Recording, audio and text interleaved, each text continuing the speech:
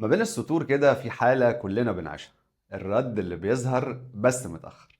في مواقف كده بتحصل لنا في الحياة بنقف عندها مصدومين، مش عارفين نفكر ولا نرد، وكأن عقلك اتشل وفي حد ماسك لسانك. عارف الإحساس ده لما تبقى راجع طول الطريق عمال تراجع الحوار اللي حصل، ندمان ومتضايق جدا إنك ما ردتش في نفس اللحظة، وشك أحمر وشعرك عمال يطلع دخان، عمال تخبط على طارة عربيتك وترزع في كلاكسات وتقول انا كان لازم ارد، انا ازاي ما ردتش؟ او حتى وانت ماشي في الشارع راكب مواصله، ذهنك شارد ومش شايف حاجه حواليك غير اللحظه اللي انت ما ردتش فيها. عارف انا الاحساس ده، اصل ياما دقت مره وياما جربته، بس يا صديقي فات الاوان.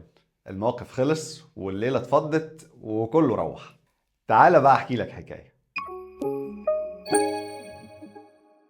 من كام سنة فاتت ومش من بعيد كنت في موقف صعب جدا لا أحسد عليه. كنت قاعد مع مجموعة من الناس وواحد منهم قلل مني بكلام ضايقني جدا وما عجبنيش، وما أقولكش بقى يا صديقي كبريائي واصل لذو حل. وفي الوقت ده اتوترت جدا وما كنتش قادر أرد ولا كأني كنت بتعلم الكلام. وقتها رجعت البيت ومش عارف أصلا رجعت إزاي، لكن داخليا مولع درجة حرارة 1000. قعدت طول الليل أفكر في المشهد، مشهد بيوجع ويألم جدا بالنسبة لي، وأكيد بالنسبة لناس كتير بيبقى ده إحساسها في المواقف دي. وعمال أراجع بقى كل كلمة اتقالت وأركب عليها كل رد ممكن وغير ممكن، وأنب في نفسي كان لازم أقول كذا واقول كذا، ما كانش لازم اسكت ابدا. وفي الاخر بقى عملت تشكيلة من الردود حاجة كده عظمة، وبقول لنفسي يا لو عجلة الزمن ترجع لورا بس 4 ساعات ارص الكلمتين واهدى. لكن كل ما اغمض عيني الاقي نفسي واقف في نفس اللحظة مش عارف اطلع منها. وقتها قررت اني لازم اخد حقي منه مرة تانية لو اتقابلنا تاني. ويا سيدي تعدي الايام وبعدها بفترة فعلا اعرف اننا هنتقابل ونتجمع في مكان. المشهد القديم بيحضر مرة تانية وردودي كمان اللي ذاكرتها كلها موجودة. وفي وسط ما احنا قاعدين اختلقت حوار يديني فرصة اقول اللي عندي.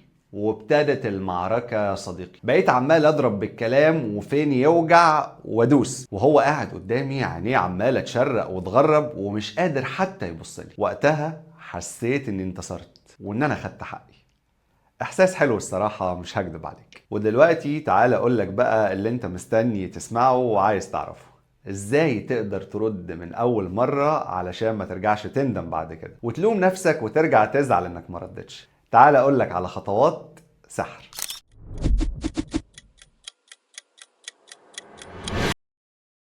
ايه ده، انت لسه هنا؟ معقول؟ اكيد مستني تسمع الخطوات مش كده؟ عايز تاخد حقك انت على طول كده وما تباتش زعلان. بس الحقيقة انه مفيش خطوات، احنا اتفقنا اننا اصحاب ومش هينفع اغشك. احب بقى كمان اطمنك ان المواقف دي هتفضل تتكرر وتتكرر وهتعدي علينا اوقات كتير جدا، ويمكن برضو ما نعرفش نرد.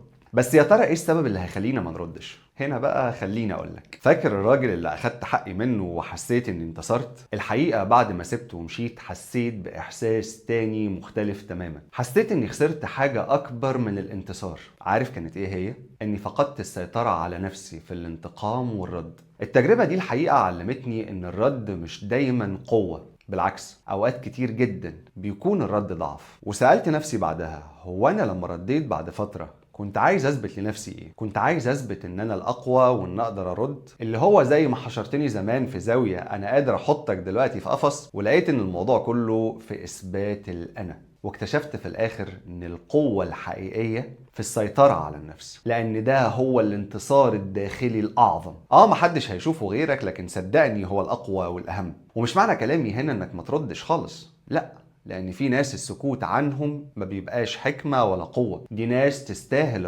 الرد في وقتها بيكون عشان تحط حد وتعلم ان هنا خط احمر. لان النوع ده من الناس لو ما ردتش عليه هيعيدها تاني ويمكن يزيد. عن تجربة، في شخصيات ما بتفهمش غير لما تلاقيك واقف، مش بتهاجم لكن واقف جامد، مش بتغلط لكن بتحط حدود. وساعات كتير الرد في وقتها بيحمي كرامتك وبيفهم اللي قدامك انك مش ساكت عشان ضعيف، انت بس كنت محترم اكتر من اللازم. واحترامك المبالغ فيه ممكن يخليه يتمادى. بس خد بالك بقى، وانت بترد ما تخليش نفسك تسوقك وتفرض عضلاتك. الرد مناسب انك تقول الكلمة الصح بالاسلوب اللي يخلي اللي قدامك يعرف انك محترم بس في نفس الوقت مش سهل. تبين انك فاهم وقادر بس من غير ما تجرح ولا تهين. الرد المناسب هو اللي يخلي اللي قدامك يراجع نفسه، مش بيجهز لك رد تاني يرد بيه عليك وتبقى بداية معركة. وصدقني الرد مش دايما محتاج صوت عالي، النبرة الهادية والكلمة الموزونة بتعلم أكتر وبتسيب علامة. ولأن الرد بطبيعة الحال يا صديقي هو الاختيار الأسهل، وعدم الرد وضبط النفس هو الأصعب، خصوصا لما تكون قادر